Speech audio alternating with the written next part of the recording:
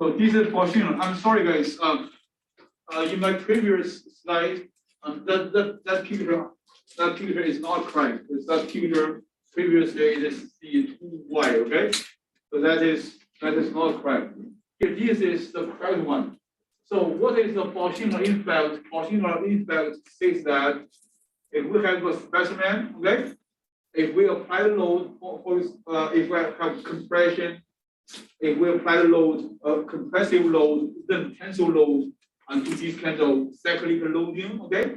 For example, if we just tensilate, apply tensile load, we have this SY, and then after we come here, and then we compress it, okay? If we keep compressing it until we have compressive the stress here, so SY, so this SY will be lower than this. For ductile material, I told you, for ductile material, STY is almost identical to SCY, right? That means compressive yield stress and the tensile yield stress can be treated as identical for ductile material. Right? You still remember? So this is our assumption. So at the very beginning, STY, that means tensile yield stress, and SCY, and they are the same. But if you have tensile load this way, and then you compress it, after you come here, the compressive yield stress will become smaller than your the tensile yield stress. So this is called the Bolsinger effect. So this is our tensile first, then compressive.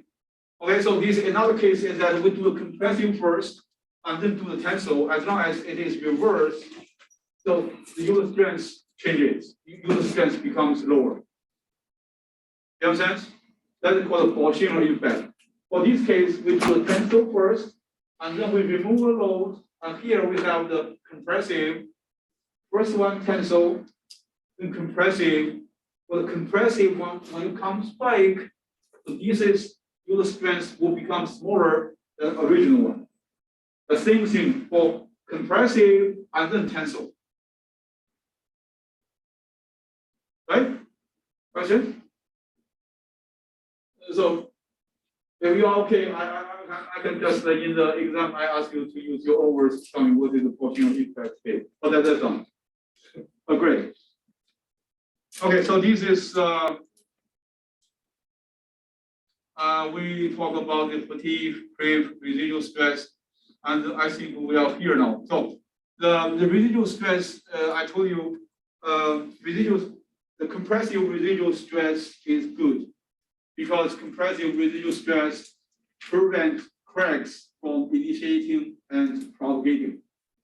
The tensile residual stress is bad because tensile residual stress facilitates the crack initiation and the crack propagation, right?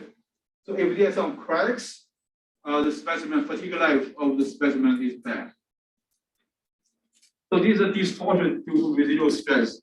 If there is a residual stress before you, for example, I think you have machining processes is experienced.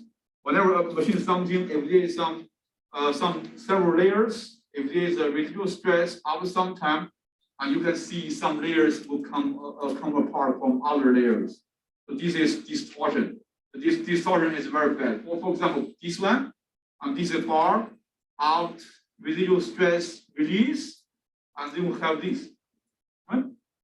Residual stress, all the system, all the mechanical components, and they have the tendency to reach the minimum level of energy, right? Residual stress means that you have some, it still contains some the work there. And how can it reach the minimum level of energy? Crack. Because if there's a crack, some energy will be consumed. And so the whole body can reach the minimum level of energy. So this is true for everything, for all these components. The same thing for this one also. All right, so this is, and you can see residual stress is very, very bad, right? So you can just totally distort or you totally ruin, change the final product. Well, How did you define residual stress? define.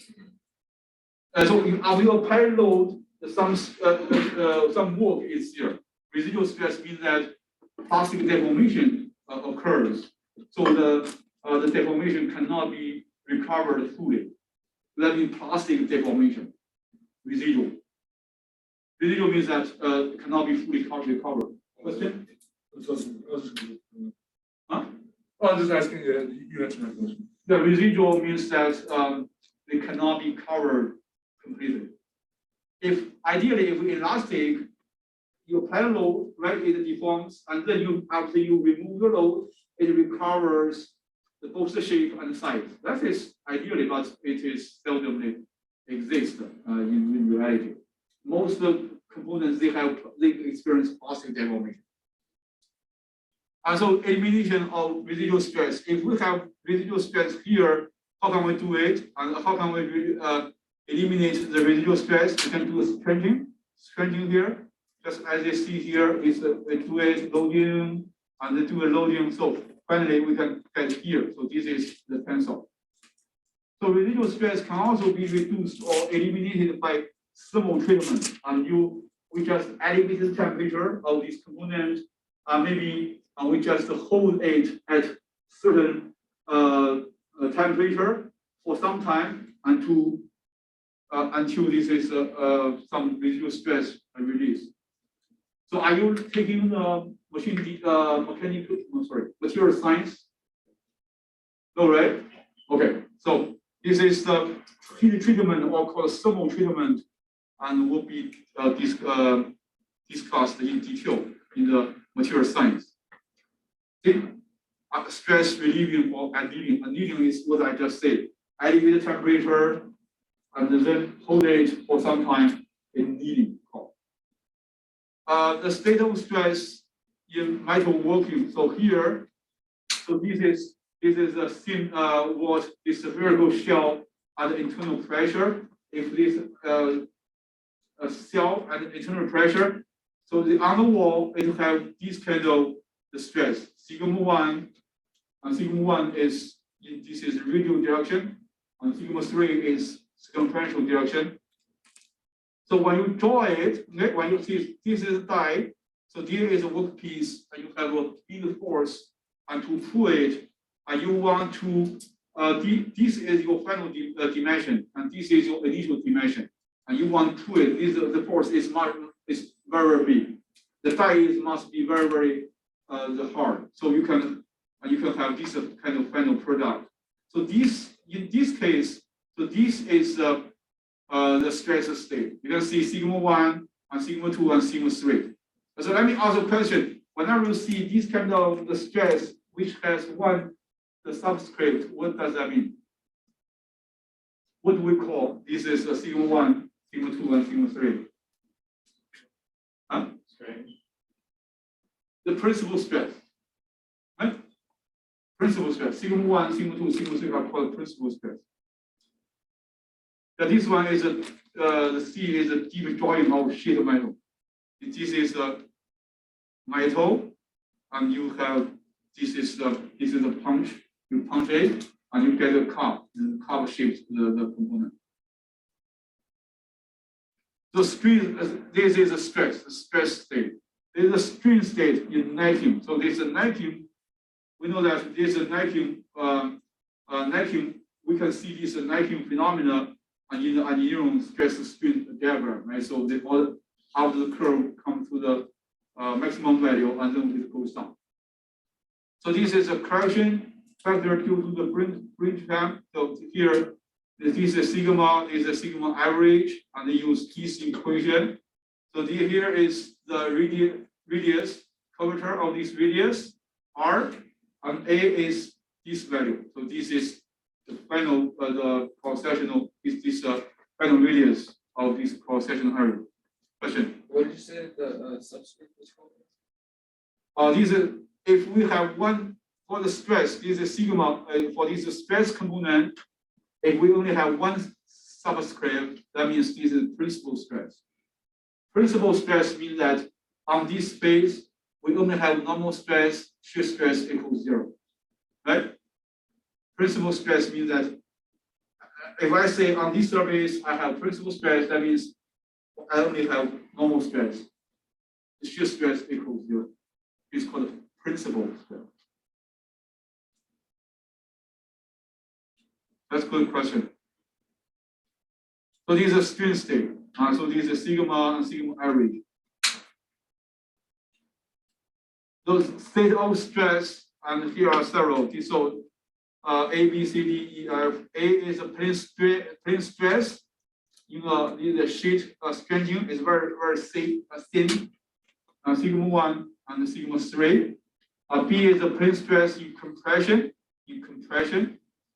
And C is a plane strain in tension. And C is a plane strain in tension. Because tension. D is a plane strain in compression. So you cannot change in this direction. I can only change in this direction. So the E is the triaxial tensile stress. This is a 3 axis. In 3 axis. F is a hydrostatic. The hydrostatic means that hydro means water, right? Hydrostatic means that in this element, in this point, the pressure is identical in all directions. It's called a hydrostatic. So use the criteria. We have learned this is a engineering stress strain curve. So use the criteria. There are several use criteria and what condition and the material to use. That means under what condition and the stress enters the plastic region. So first one is called maximum shear stress criteria. This is one criteria. This is also called Tresca, and TRESCA. Okay, please write down, guys.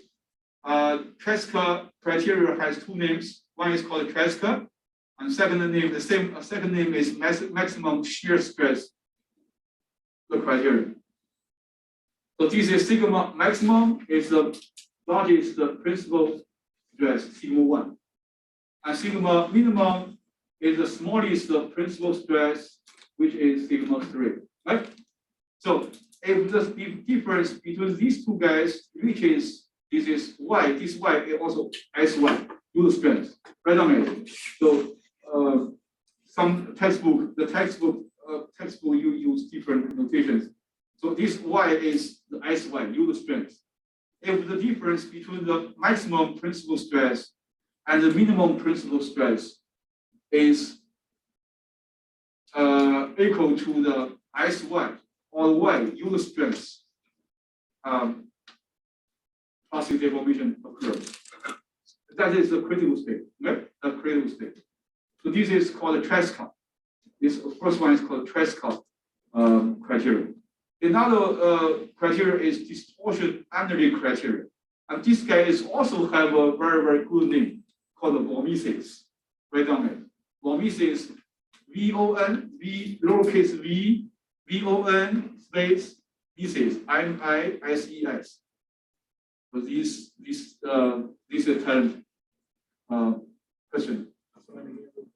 Vomises, VON space, MISES. Vomises. Vomises is from the, you can see the name, this guy is from Germany, right? Was from Germany, the German name, right? Yeah, this is sentence was from the German. So his name, okay, so you can see his last name was carried on all the time. So we have Tresca's criteria and the Vomises criteria. The Vomises criteria is also called distortion energy criteria. So we can use this equation. And suppose we have 3 principal stress values, sigma 1, sigma 2, sigma 3, and we can use this equation to judge whether the stress state reaches the plastic deformation or not. Right? Question? So this is the graphically. So this this is oval, and this is oval is the distortion energy criteria graphically. So these 6 studied, this is the shape. It's called is maximum shear stress criteria. So graphically, if your stress state is located within this is the shape, that means elastic deformation. If on the edge is critical state, okay? Outside the edge, plastic. Okay? So usually, so these two values for the same problem and these two criteria and give you very, very close the results, but it's slightly different. And graphically, you can see, so this is the 6 studied shape is inscribed and in this oval, right? They're very close. If you use these two criteria, your results are very, very close. Question? So the maximum shear stress, that's dependent on the material, and then is the distortion energy criterion dependent on the situation? No, the stress, right? The stress depends on the load and the geometry of the material, right? You need to calculate based on load, and you figure out the geometry, and you figure out at which point, and it is going to enter the plastic region first. That is most dangerous point. And then you focus on that point and to see under what condition, so either this condition or this condition is met. Right?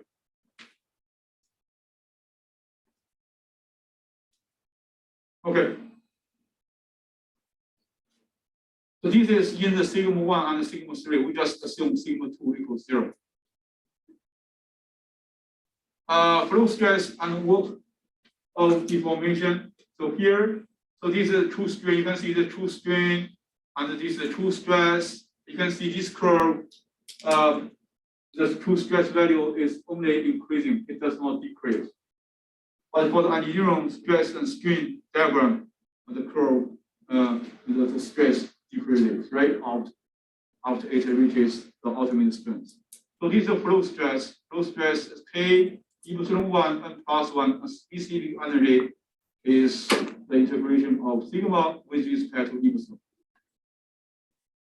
So flow stress actually is a vorticity stress. Is the stress when it flows. You can see flow is plastic. Okay, plastic means flow. Plastic flow. If there is a plastic deformation, just like water or the viscoplastic material, rubber, when the rubber is melt, and so you can see this flowing, just as viscous the fluid. We have this equation K and N, and they are the constants. So you just know this one. Okay, if there is a need, I will tell you what the K value will be and what the N value will be. Right? The ideal energy doesn't work. So deformation of great patterns in a workpiece. So original pattern is original pattern. Now, suppose I have grades there, and after ideal deformation, so after ideal deformation, this guy becomes this, and C after inhomogeneous deformation and requiring redundant work of deformation. So here, so inhomogeneous. What is inhomogeneous?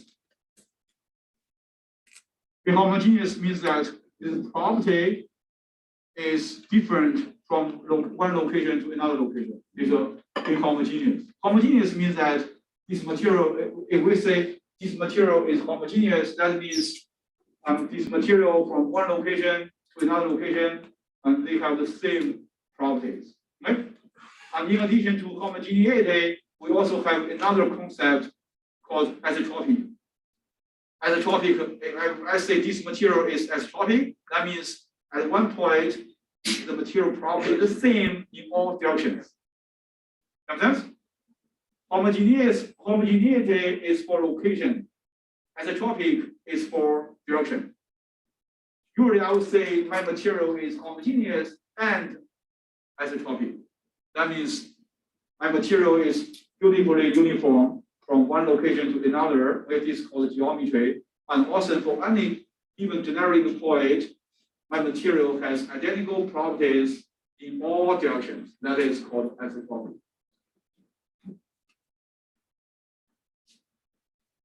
So total specific energy, ideal friction on this resultant. So note that C is basically B with additional shearing, especially as an outer layer. Thus C requires greater work of deformation than B. So this is usually the friction changes, friction matters. It's efficiency ideal divided by total. So this is our the second PowerPoint about material behavior, and then we talk about our third lecture, and which is the structure and manufacturing properties of metals. So I'm going to teach you some fundamentals about these material properties. Let me share my screen. Use my screen here.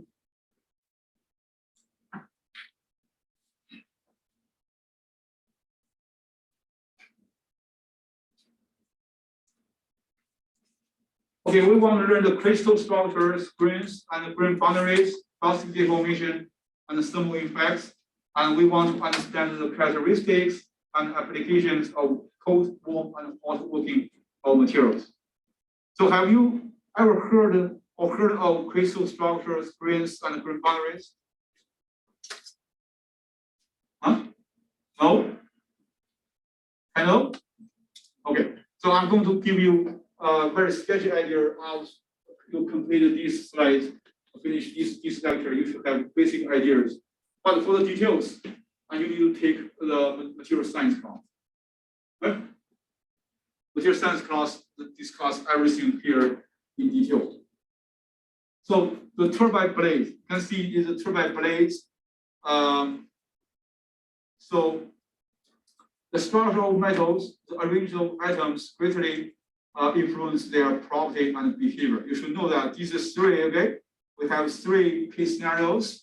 The first one is conventional cast. You know casting, right? Casting means that we have raw material, we just melt it, put this water material in a predefined shape. Then, and we let it cool. After it solidifies, we have a final product. This is called the casting. So here is the conventional casting. See, because the surface is not very smooth. And second one is directional solidifies. Directional solidifies means that by some means, the people just control the direction of crystallization. So the columnar grains. I just make sure this is a grain is growing in one direction. You can see this one is much brighter than this one, right? The surface is also much smoother than this conventional one. So as can be seen from vertical streaks here. So the third one is a single crystal.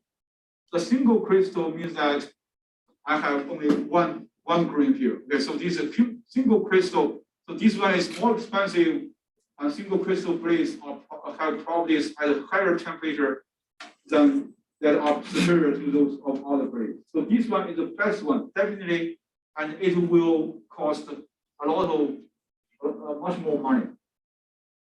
Right? This one is the cheapest, but the properties might not be as superior as enough. But this one is okay. The properties are good, but the price is not very high. But this is very, very good. This guy has very, very good properties, but it costs a lot of money.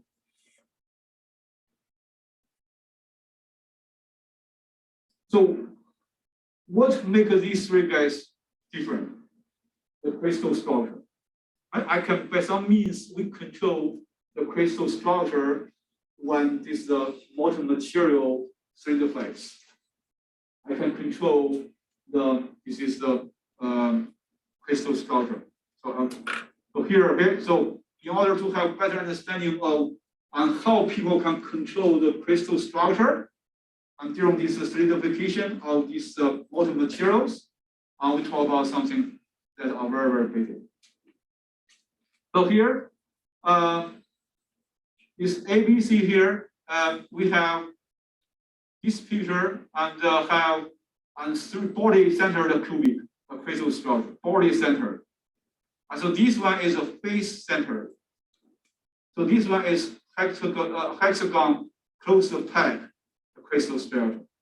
So based on this picture, if you don't look at these explanations, can you figure out how these three guys are different from one another? And you need to take a close look. Right? So for this is the face for this body center, and we have for this is the cubic. Right? We have 1, 2, 3, 4, 5, 6, 7, 8.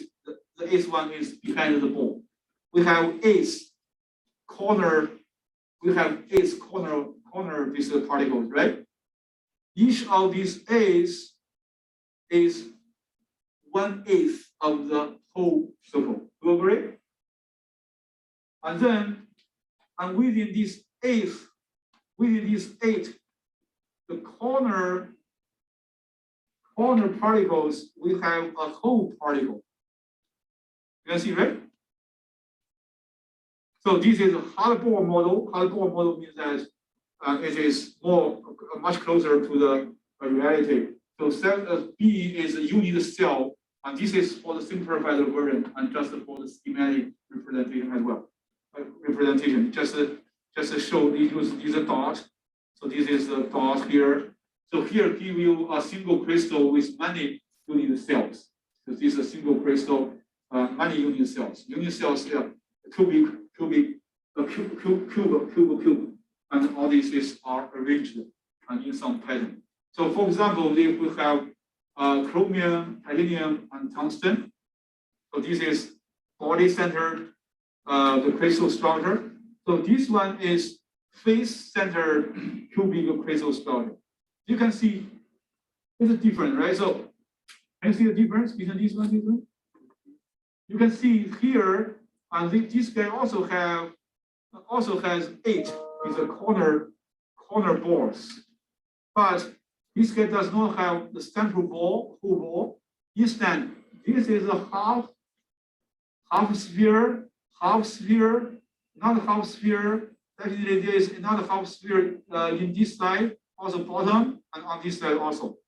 So this is called face-centered cubic. For these common FCC materials include aluminum, copper, gold, and silver. Here this is hexagonal, this is HCP closed packed crystal. So here is B is unit cell, right? You can see here hexagonal.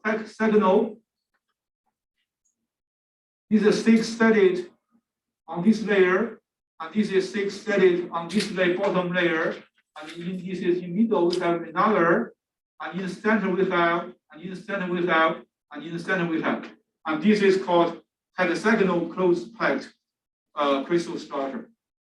So the common HCP material includes zinc, magnesium, and cobalt.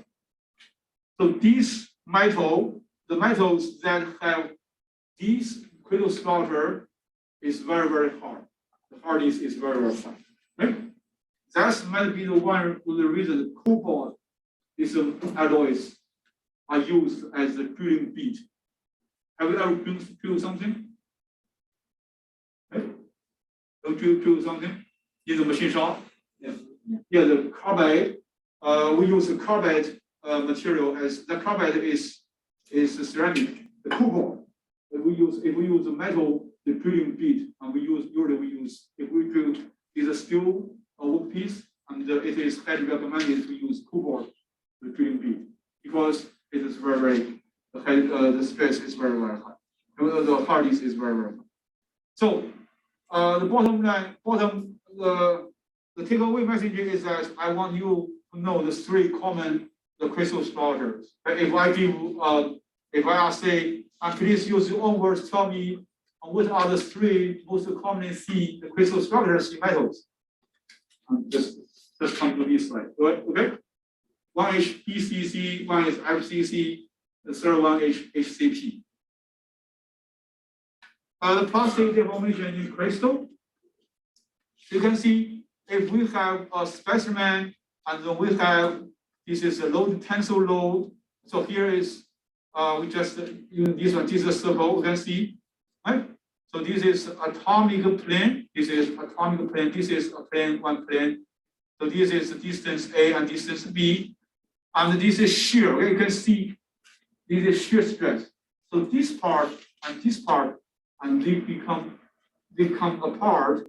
So along this shear plane, the slip plane, and this slip plane usually is on 45 degrees. What? Usually 45 degrees. So the highlighted grid here of atoms emphasize the motion that occurs. Emphasize the motion occurs. A is a deformation by slip. Deformation by slip. The second one is deformation by twinning. And what is twinning, guys? Twinning, whenever you see a twinning, you see some two things are identical, right? So you can see this is very, very intuitive. It's here. So the twinning, that means this guy is symmetric about this line. That's the reason it's called twinning.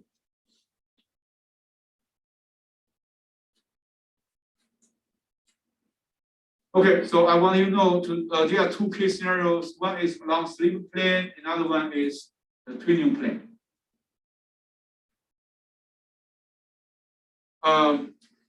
Shear stress, and we know the shear stress. Either this is a torque or there is a bending moment, and we know the shear stress. But at atomic scale, and how we define the shear stress? Atomic scale. How we define the shear stress is defined this way. Okay, so there is a tau here. This is tau maximum. This is tau maximum. This is 0. And 4, this is the maximum in another direction. 5 is 0.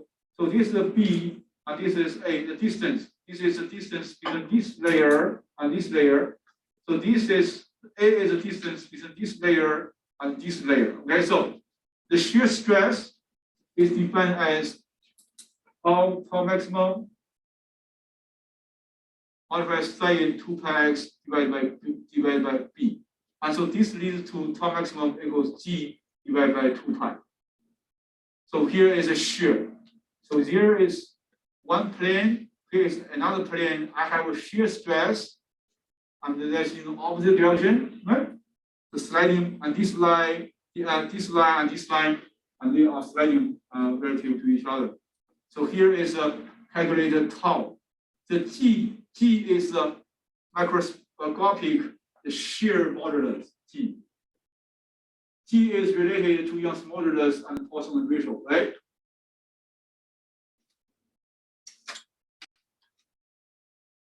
So this is how we calculate is the tau maximum.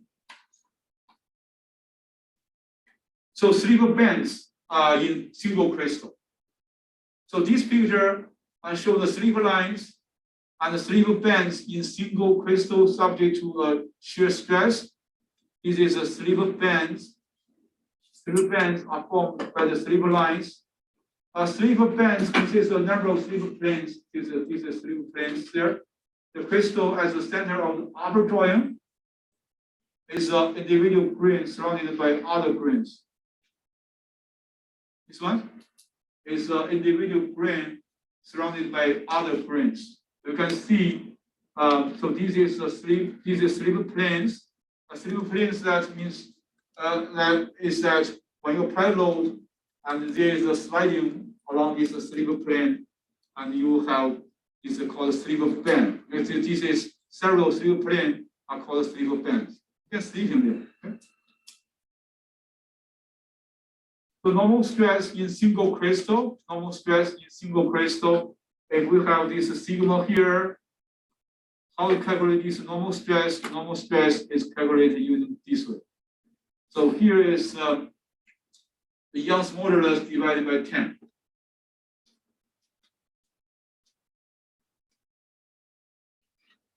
So macroscopically, this is sigma maximum equals Young's modulus divided by 10. Then we talk about crystal defects. So there are crystal defects. So this is solid one. This is a dark.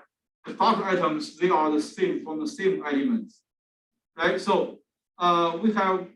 So here, this is blue one. This blue one is substitutional impurity atom, and this one has different color, and we just want to show.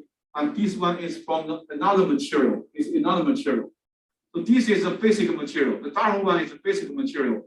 The blue one is another material. This is another material because this is another material. It is impurity. Definitely, strictly speaking, it is called a defect, right? Impurity. So this is one defect. Another defect is vacancy. Supposedly, and here should be another atom, right? But for some reason, this atom is missing, and so there is a vacancy. And this vacancy is also called the defect, another form of defect. This is a self-interstitial atom.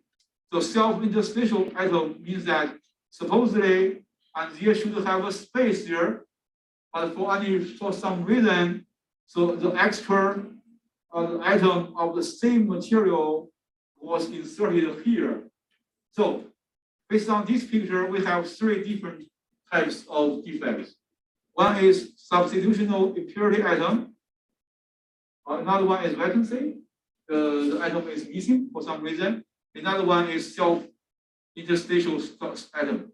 It's called self-interstitial, means that this atom is the same as all the major atoms. So if I ask you, use your own words, tell me how many crystal defects we have. Three, okay? 1, 2, 3. This is the edge dislocation. Is a dislocation here. So you can see this plane, this plane, this plane. We have 6 planes. However, here's another one. But this guy is very, very interesting. It only occupies half of the plane. There is no, it's not extending until this here. So this is dislocation. Dislocation, this is a point defect. So this dislocation is a line defect as an edge of extra plane of atom. So this is edge dislocation. So here is a screw dislocation, a helical defect in a 3-dimensional lattice of atoms. This is a screw dislocation. Just as you rotate this screw. This is screw dislocation in this level. Right? So once again, we have 3 point defects. 1, 2, 3. We have 2 linear defects. One is edge dislocation, one is screw dislocation.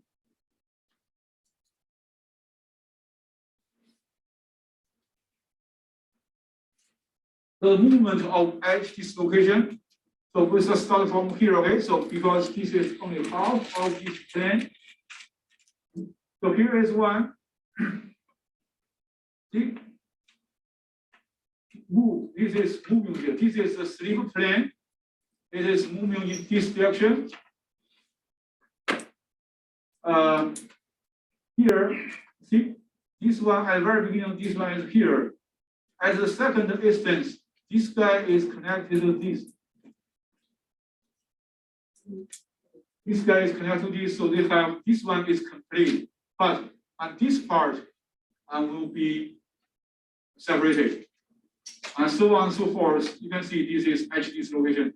At the very beginning, it is on the leftmost. At the very end, it is on the rightmost. So this is still called the movement of edge dislocation. It's just like the electricity, right? Electricity, the electron move from one place to another place. Any questions so far? So I know there are a lot of facts here. If you feel bored, I'm sorry guys, but I want you to know these facts. right? Because otherwise, when we talk about the machining, and you will be confused with all this knowledge. So the grains are during the solidification. The solidification means that if we have molten material, and then we just lower temperature, and we can see the molten material will be solidifying until it is fully become the solid. And so here, this is so nucleation is a nucleation. So this molten, suppose this molten material, nucleation at random slice, and then the growth, BNC growth of crystal, growth, see, this guy become bigger and become bigger, and D is solidified metal. So solidified metal, you can see this one will be 1 grain, this is 1 grain, 1 grain, 1 grain, 1 grain, 1 grain, 1 grain. So we can see why we call this one is 1 grain, because the atoms are arranged in certain pattern, right? Also here, the atoms are arranged in another pattern. You can see these two patterns are different, right? So that's the reason we call this as 1, 2, 3, 4, 5, 6, 7, 7 grains here, and between the grains we call grain boundaries. Grain boundaries usually is very weak. If you apply load microscopically, you will see the cracks appears first. The cracks appear first along this is the grain boundaries.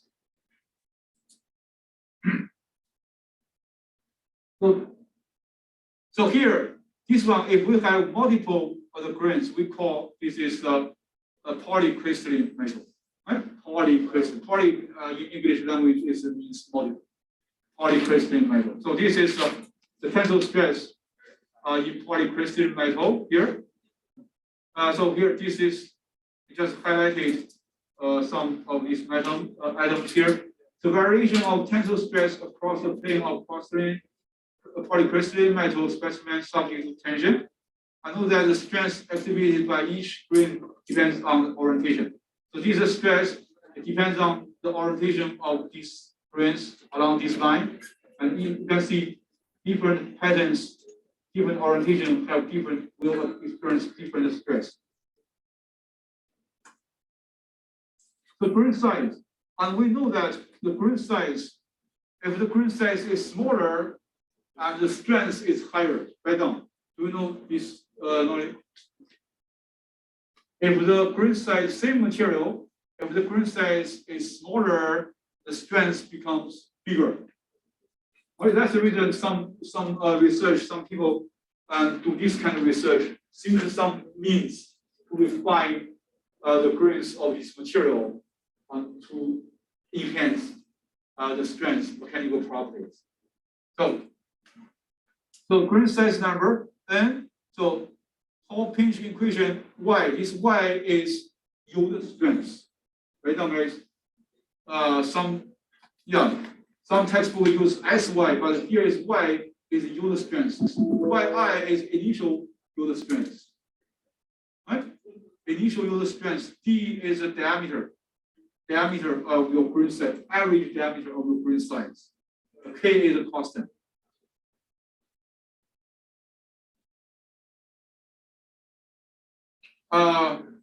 Embrittlement and plastic deformation. Embrittlement means that by some means this material becomes more brittle.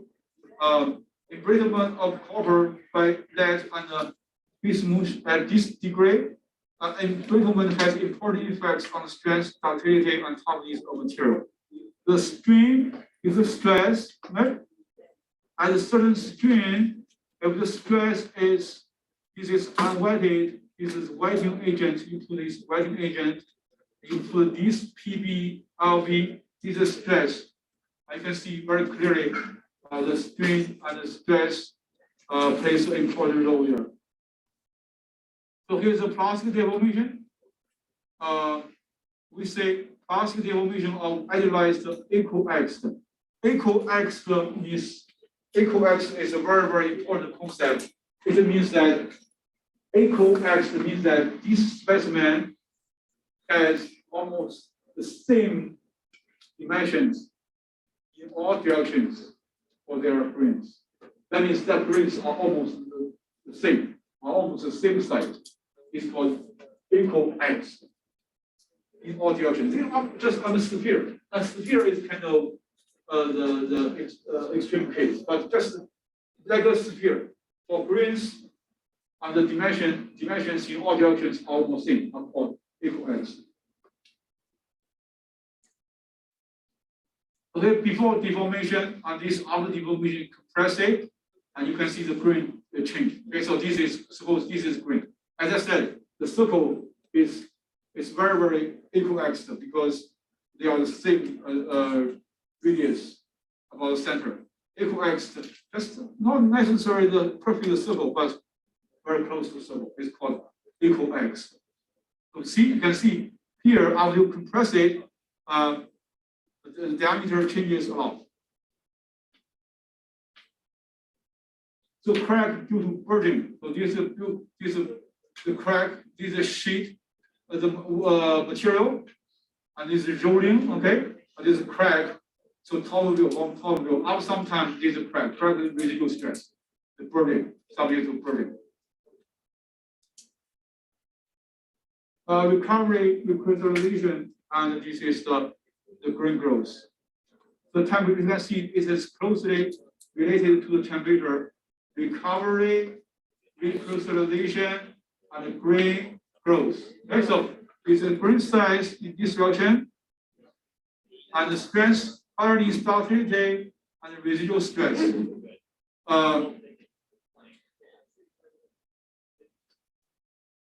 So recovery, so after you cool work this material, if you elevate the temperature, right? After you cool work this material, what happens? The grain size becomes small, right? Recovery means that if you elevate the temperature, after some time, the grain size are recovering, right? So this is recovery. And then if the temperature is high, after some time, and you will have recrystallization. Then you have grain growth. Grain growth, you can see the grain become bigger. That means the stress become lower. See, both the strength and hardness become lower, but ductility becomes bigger. And 3 stages: recovery, recrystallization, and grain growth is for the cold work. After you cold work some specimen, if you add limited temperature, you will experience, the material will experience 3 stages: recovery, recrystallization, and grain growth. I'm going to stop now. This is 2:15 now. Okay. So this is okay. This is only one slide. This is recrystallization. The time